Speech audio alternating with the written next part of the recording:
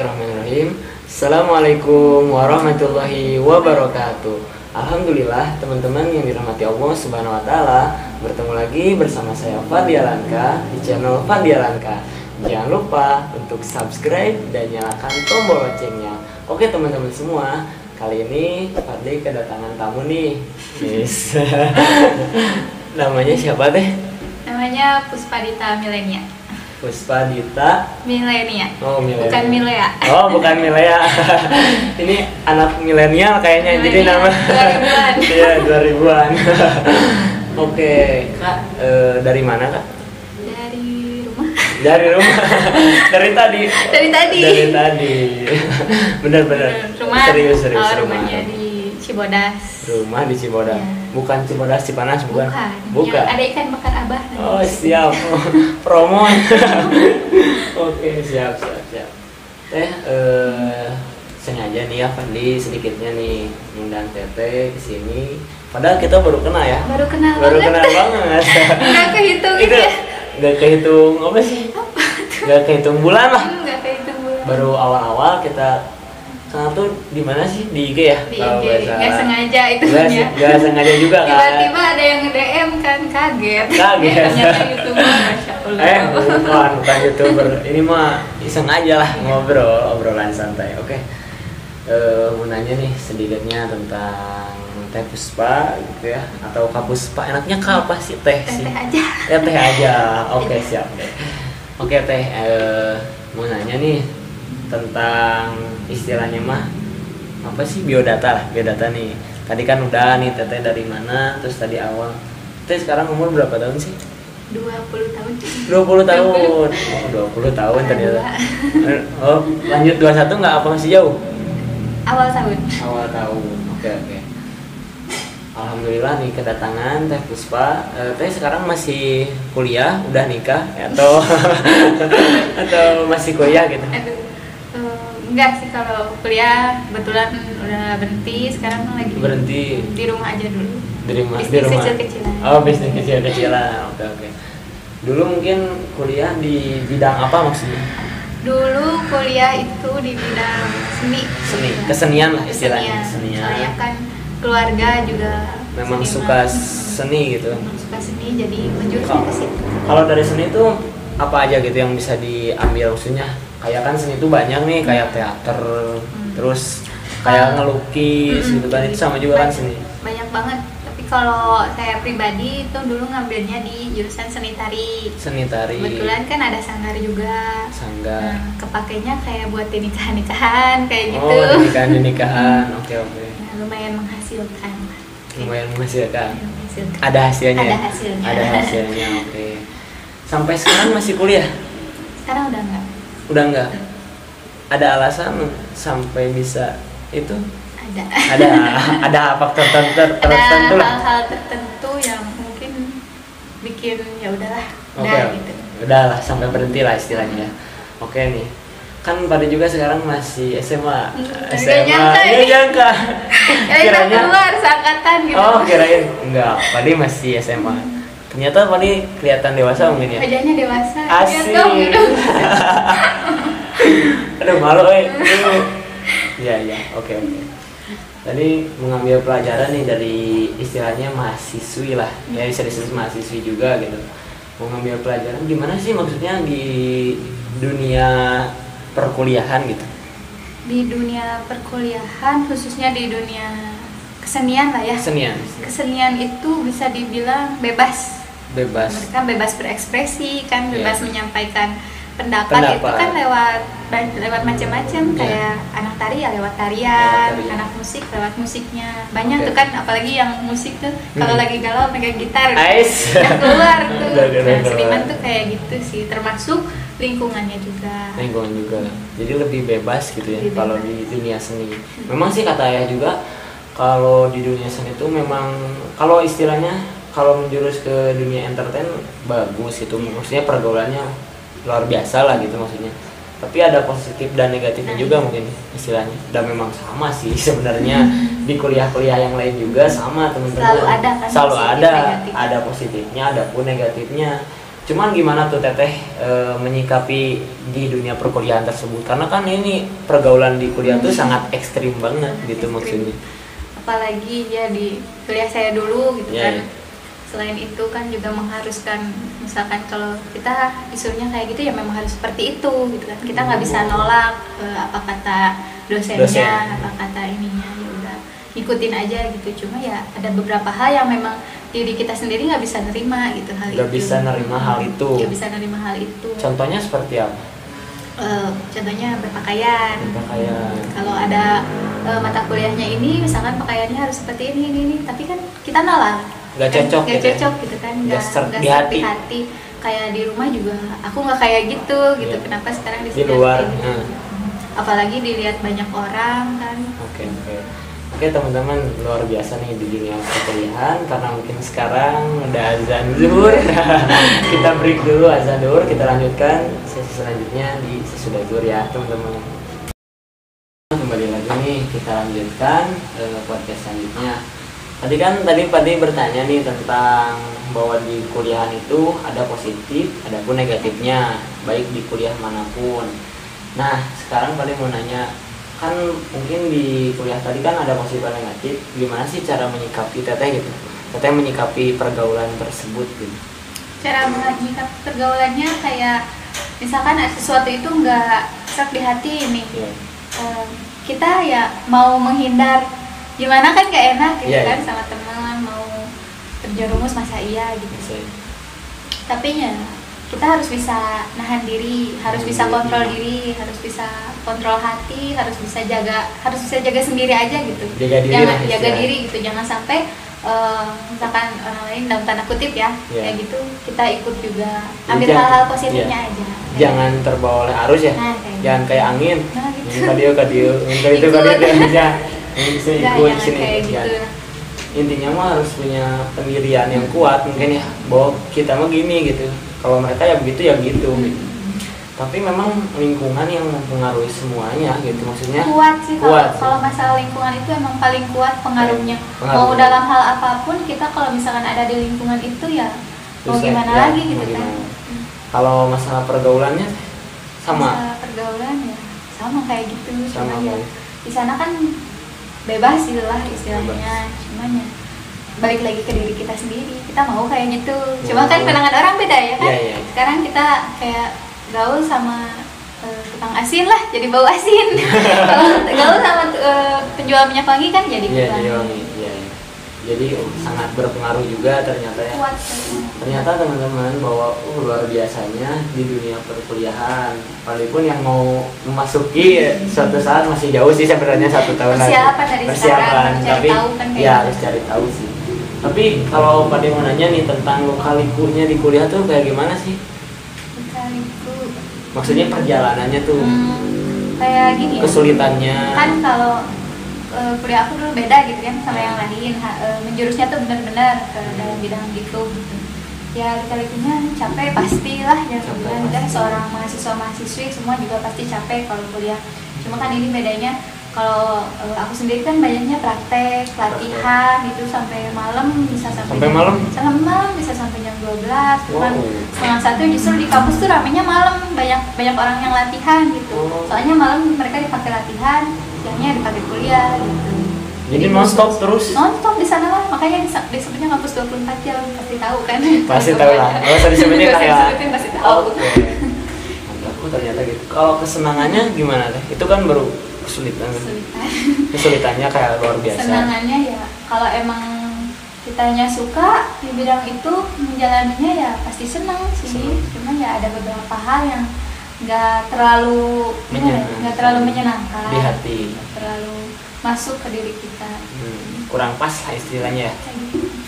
Jadi kalau kita ingin memilih istilahnya, kita memilih mata kuliah itu harus sesuai dengan yang kita sukai juga ya. Terus tahu juga kedepannya tuh kayak gimana, kita akan seperti apa, konsekuensinya apa.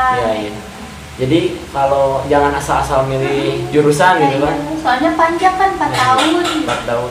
Beda dengan halnya SMA atau SMK ya. Kalau SMK kan, lingkungannya pasti gitu-gitu aja kayak sekolah pada umumnya. Iya. Tapi kalau kuliah itu udah menjurusnya lebih mendetail ya, lebih dalam lah istilahnya. Ternyata alhamdulillah nih dapat ilmu dari Teh Puspa, alhamdulillah tentang kuliah. Oke. Nah dulu kan sempat ada dirasa di hati bahwa aduh kenapa ya kurang seret gini, kayak tadi kan cara berpakaian kita harus istilahnya buka jilbab atau gimana? Ya buka jilbab. Nah itu kan mungkin ada nggak seret di hati. Nah karena nggak seret di hati itu karena kita ingin ada rasa, ingin menjadi lebih baik gitu kan, ada rasa gitu kan, ingin menjadi lebih baik. Tapi awal-awalnya belum ada ke situ. Belum, kan emang dari kecil, soalnya dari kecil udah dijurusinnya ke situ gitu, ke seni, dijurusinnya ke seni tari kayak gitu. Makanya pas masuk karena emang cinta budaya banget lah, cinta seni gitu. Ya udahlah masuk, cuma nggak mikir panjang, terus kan nggak tahu kan yang bolak-balikan hati kan Allah, ya kita nggak tahu kedepannya hati kita mau kayak gimana. Makanya ya seiring berjalannya waktu sih, jadi nggak langsung gitu. Proses ya. Proses. Okay. Itu perjalanan Teteh sampai bisa ingin jadi lebih baik tuh kayak gimana Teh? Awalnya ya ajakan teman. Ada yang mengajak lah. Ada, terus inspirasi kita kan, ngelihat teman kayak gini, masya Allah gitu ya. Kok kita masih kayak gini. Terus mikir panjang juga, ntar kedepannya kuliah di sini mau jadi apa, masa mau terus-terusan kayak gini kan gak mungkin. Apalagi perempuan lah, semakin dewasa dia pasti semakin berkembang, semakin berpikir harus bisa menjadi contoh yang baik. Nah dari situ terus awal mulanya juga karena pulang malam kan, latihan, terus sampai jatuh sakit sebulan gak kuliah. Sebulan gak kuliah? Di rumah sakit. Iya. Itu kenapa Teh? Kena tipes sih kayak gitu. Cuma dari situ juga berpikir mungkin teguran juga kan. Emang pas udah dari sakit, setelah itu terus pas memberontak karena ada mata kuliah yang memang harus pakaiannya seperti itu. Allah kasih sakit, di rumah sakit sebulan ya kuliah nggak bisa ikut matkul itu. Kayak gitu. Dari situ berhenti? Dari situ nggak mau. Nggak mau, ya udah. Perjalanan seperti itu ya. Jalanan kayak gitu. Terus dulu pas ajak-ajakan teman, itu ngajaknya kayak seperti hanya ngobrol langsung, apa halnya diajak ke kajian itu? Ngobrol dulu sih, tanya-tanya sebelum memutuskan untuk keluar dari situ, tanya-tanya gimana nih baiknya. Oh iya baik katanya. Baru diajak ke kajian. Diajak kajian. Udah mulai seneng kan ikut kajian, terus udah mulai kerasa nih nikmatnya tuh kayak gini. Nikmatnya dekat dengan Allah tuh kayak dekat dengan Allah tuh subhanallah gitu. Insyaallah ya. Oke lah mantap. Ternyata luar biasa juga ya, teman juga bisa mempengaruhi kita teman-teman semua. Jadi sebisa mungkin kita harus bisa memilih teman kita itu yang baik gitu istilahnya. Jadi bisa terbawa baik juga gitu. Kalau misalkan kita punya teman yang suka tilawah, pasti gitu. Kita tuh ada termotivasi ingin tilawah. Tiap hari misalkan denger kayak gini pasti kok dia bisa aku enggak gitu kan. Kalau ada pasti ada rasa kayak gitu. Kalau kita teman kita ya cuek istilahnya, pasti kita juga ya biasa aja gitu. Ya udah gitu. Asik-asik aja gitu. Oke Teh, jadi kan tadi udah ceritakan nih perjalanan hijrah Teteh karena diajak oleh teman. Dulu pertama kajian di mana Teh?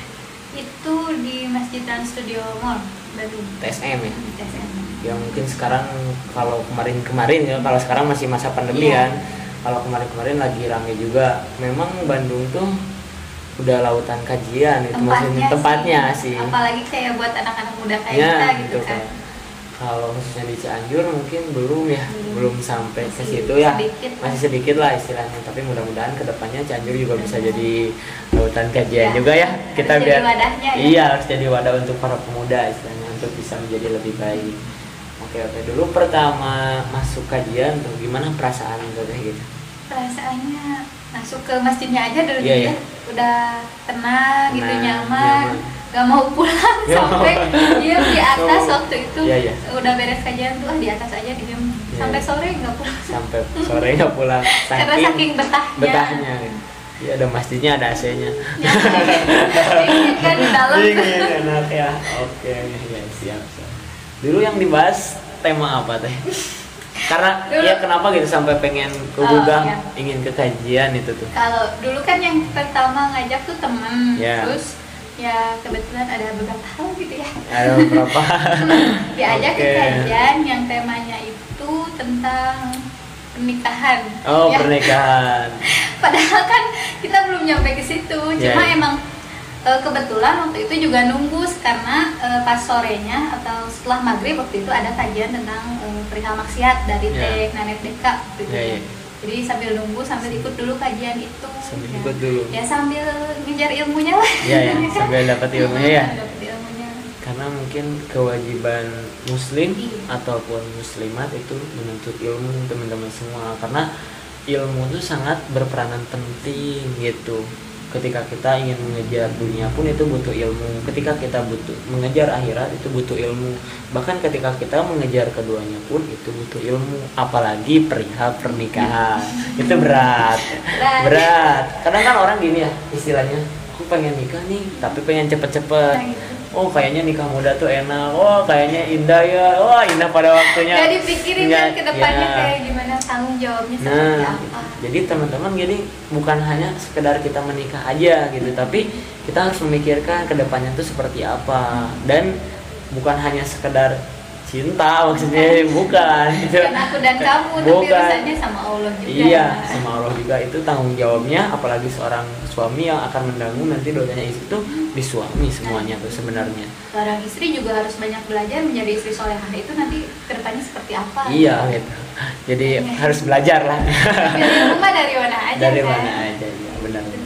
Jadi kalau perihal pernikahan tuh memang berat gitu, maksudnya berat di sini tuh masih jauh lah ya, masih jauh lah. Apalagi Padi, masih jauh itu, bukan pikiran. Kadang kan ketika kita lihat yang ini bukannya jodoh tuh, guys. Udah pengen banget itu, pengen gitu kan. Kadang kan kata kita ini yang baik nih menurut kita. Kadang ini apa yang kata kita baik itu belum tentu kata Allah yang terbaik, dan kita membenci sesuatu pun kadang itu bisa menjadi yang terbaik untuk kita. Jadi pilihlah sesuatu apa yang Allah inginkan gitu, ridhoi, Allah berkahi buat kita istilah. Jadi menentu pilihan yang terbaik menurut Allah. Nice, oke. Itu masih Masya Allah nih. Kalau perihal jodoh mah wah kayaknya bersama kayaknya lebih tahu kayaknya gitu.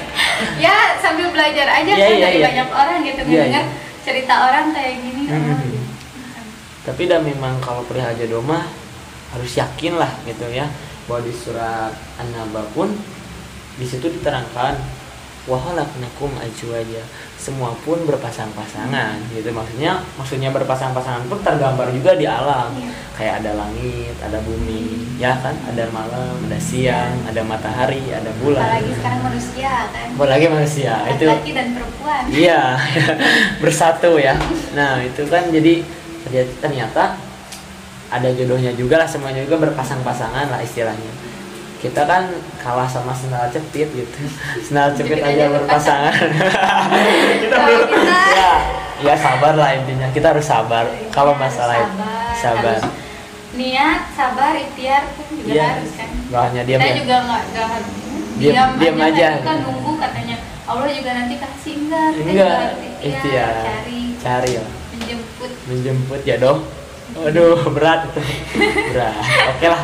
Next lah jodoh mah udah. Itu mah urusan nanti ya. Oke, itu urusan nanti lah. Oke nih tentang perjalanan hijrah kembali lagi. Dan tadi ada tentang jodoh, jadi manjang jadi ke jodoh ya. Oke nih selanjutnya, sekarang kan tadi hijrah. Kemudian pengalaman terberat dalam hijrah itu apa sih? Pengalaman ujiannya tuh ya waktu di rumah sakit itu sakit kan? Sakit. Termasuk kan itu juga. Termasuk teguran juga karena dalam hati sendiri juga bilang, oh ini tuh capek gitu kayak gitu. Terus ini tuh gak boleh kan, langsung terpikir ke depannya. Iya tuh, Masya Allah. Tapi ada hikmah pasti dibalik itu semua ya.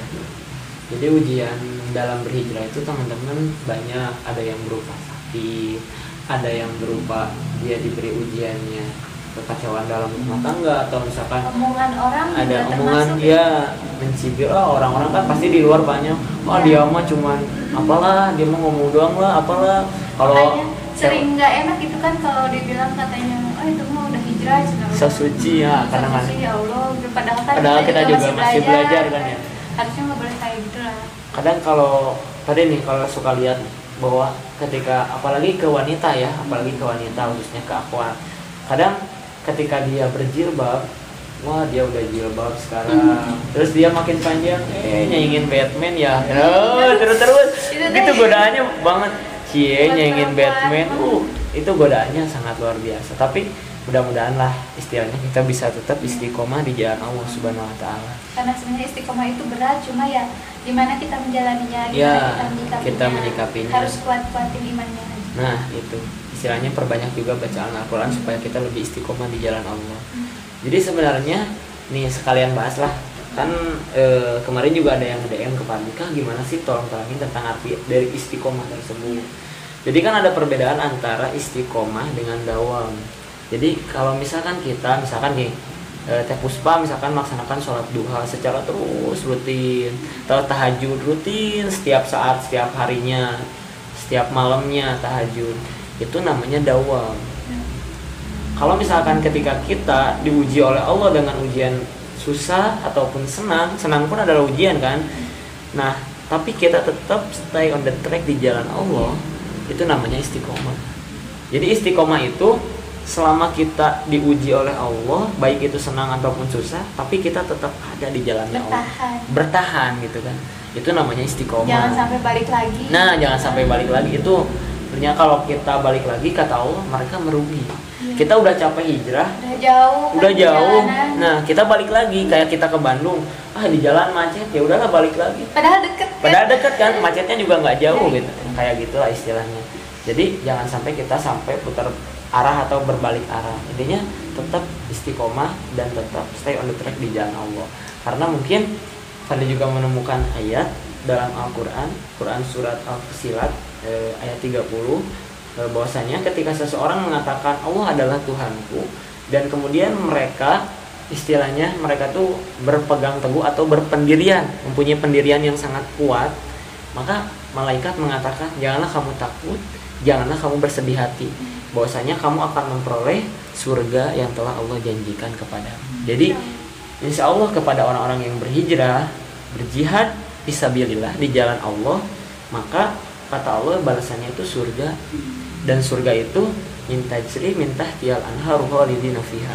Jadi artinya di surga itu banyak sungai-sungai yang mengalir, permadani, masya Allah gitu. Dikasih nikmatnya tuh yang nikmat luar biasa gitu, dibanding nikmatnya dunia tuh lebih nikmat di akhirat ternyata. Yang mudah-mudahan ini juga bisa memotivasi teman-teman semua untuk bisa belajar menjadi lebih baik. Kita pun sama sedang belajar menjadi lebih baik. Bukan sudah baik ya di sini tuh. Kita sama sedang bilang katanya udah baik enggak, bukan. Kita sedang sharing dan ini alhamdulillah ya sedikitnya Padi dapat ilmu nih dari Teh Puspa. Puspa juga banyak banget ilmu baru. Iya, alhamdulillah gitu ya, mudah-mudahan dan buat teman-teman juga mudah-mudahan bisa bermanfaat. Fadli pamit undur diri dan saya Puspa juga pamit undur diri. Billahi taufiq wal hidayah. Assalamualaikum warahmatullahi wabarakatuh. Terima kasih teman-teman yang sudah menonton video ini. Jangan lupa klik tombol subscribe, dan jika kalian suka video ini, angkat jempol kalian.